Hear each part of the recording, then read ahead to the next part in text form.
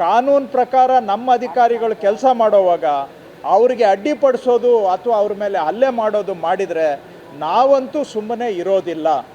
ಸ್ಪಷ್ಟವಾಗಿ ನಾನು ಹೇಳಲಿಕ್ಕೆ ಬಯಸ್ತೇನೆ, ಇದನ್ನ ಬರೀ ಬಾಯಿ ಮಾತಿನಲ್ಲಿ ಹೇಳೋದಲ್ಲ, ಕಾರ್ಯರೂಪದಲ್ಲೂ ಕೂಡ ಮಾಡ್ತೇವೆ.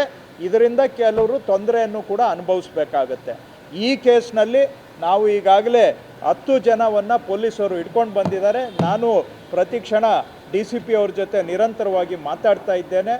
ಮತ್ತು ಆ ಮೇಯ್ನು ಈಗ ತಕ್ಷಣ ನನಗೆ ಆ ಮೇಯ್ನು ಬಸವರಾಜು, ಆ ಗ್ಯಾಂಗ್ ಲೀಡರು, ಅವನು ಮೋಸ್ಟ್ಲಿ ಅವನೇನು ಈ ಥರ ದಂಧೆಯಲ್ಲಿ ಇದ್ದಾನೆ ಅಂತ ಕಾಣ್ತಾ ಇದೆ ಮೇಲ್ನೋಟಕ್ಕೆ. ನನಗೆ ಇಲ್ಲಿವರೆಗೂ ಬಂದಿರೋ ಪ್ರಾಥಮಿಕ ವರದಿ ಪ್ರಕಾರ ಅವನನ್ನು ಕೂಡಲೇ ಅರೆಸ್ಟ್ ಮಾಡಿ ಸಾಧ್ಯ ಆದರೆ ಅವನ ಮೇಲೆ ಗೂಂಡಾಗಿರಿ ಕೇಸನ್ನು ಕೂಡ ಹಾಕಬೇಕು ಅಂತಲೂ ನಾನು ಪೊಲೀಸವ್ರಿಗೆ ಸೂಚನೆಯನ್ನು ಕೊಟ್ಟಿದ್ದೇನೆ.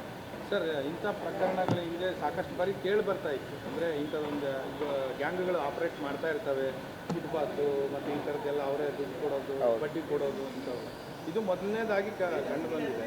ಮುಂದೆಯೂ ಕೂಡ ಸಾಕಷ್ಟು ನೋಡಿ, ಇದರಲ್ಲಿ ನಿಜ ನೀವು ಹೇಳೋದು, ಕೆಲವು ಕಡೆ ಅಮಾಯಕರು ಬಡವರು ಹೊಟ್ಟೆಪಾಡಿಗಾಗಿ ಅಲ್ಲಿ ಇಲ್ಲಿ ವ್ಯಾಪಾರ ಮಾಡಿಕೊಂಡು ಜೀವನ ಮಾಡುವಂಥ ನಿಜವಾದಂತಹ ಬಡವರು ಇದ್ದಾರೆ.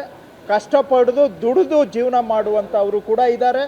ಈ ದುಡಿಮೆಯಿಂದ ಹೊಟ್ಟೆ ತುಂಬಿಸ್ಕೊಳ್ಳೋದು ಅಷ್ಟೇ ಅಲ್ಲ, ಮನೆ ಮಕ್ಕಳ ವಿದ್ಯಾಭ್ಯಾಸನೂ ಕೂಡ ದುಡಿಮೆಯಿಂದ ನಡೆಸ್ತಾ ಇರೋರು ಕೂಡ ಇದ್ದಾರೆ.